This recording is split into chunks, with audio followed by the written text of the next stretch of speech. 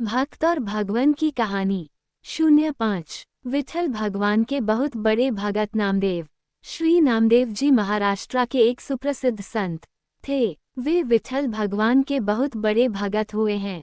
उनका ध्यान सदा विठल भगवान के दर्शन, भजन और कीर्तन में ही लगा रहता था। सांसारिक कार्यों में उनका जरा भी मन नहीं लगता था। वे एकादशी व्रत के प्रति पूर्ण निष्ठावान थे। वे उस दिन जल भी नहीं पीते थे। एकादशी की संपूर्ण रात्रि को हरिनाम संकीर्तन करते थे।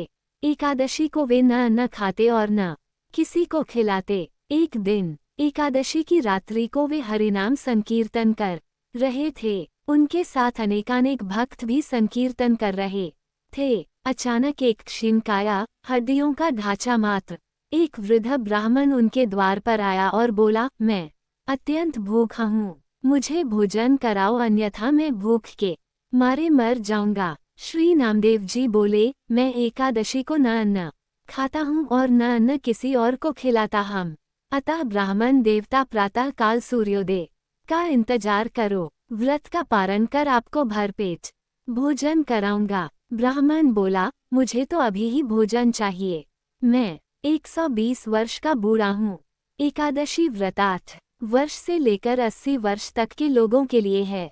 मैं भूख से मर जाऊंगा और तुमको ब्रह्म हत्या का पाप लगेगा। श्री नामदेव जी ने कहा, ब्राह्मण देवता चाहे कुछ भी हो जाए, मैं आपको भोजन नहीं करा सकता, कृपया आप सुबह तक प्रतीक्षा करें।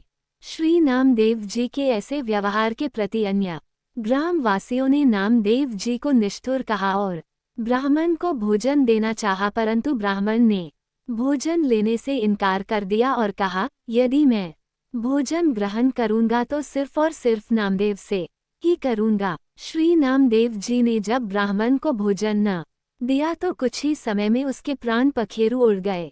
वहां उपस्थित सभी लोग श्री नामदेव जी के प्रति अपशब्द कहने लगे और उन्हें हत्यारा कहकर संबोधित करने लगे। श्री नामदेव जी कुछ न बोले, पूर्ववत विठल भगवान के भजन और कीर्तन में ही लगे रहे तथा एक पल के लिए उठे और मृतक शरीर को ढक कर रख दिया व मृतदेह के समक्ष नाम संकीर्तन करते रहे।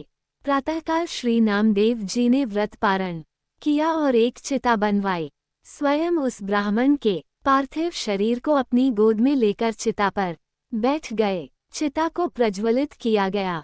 जब आग की लपटें श्री नामदेव जी तक पहुँचने ही वाली थी तो अचानक वो ब्राह्मण उठा और श्री नामदेव जी को उठाकर चिता से बाहर कूद पड़ा। जब तक नामदेव जी कुछ समझ पाते वह बूढ़ा अंतर्धान हो गया। स्वयं विठल भगवान ही उनकी परीक्षा लेने आए थे।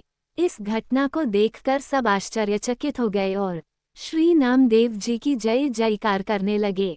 धन्य हैं श्री नामदेव जी। चित्त में प्रज्ञा का प्रकाश, ज्ञान का दीपक जले तभी ठाकुर जी का निराकार स्वरूप दिखाई देता है।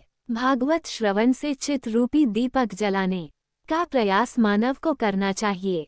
मानव को अज्ञानता से लड़ना चाहिए, मगर आलोचना और अज्ञानता पर चर्चा करके अपना समय बर्बाद नहीं करना चाहिए। अगर आप लोगों को ये वीडियो पसंद आई हो तो प्लीज़ चैनल को सब्सक्राइब करें, लाइक करें, शेयर करें और कमेंट में अपनी राय अवश्य दें।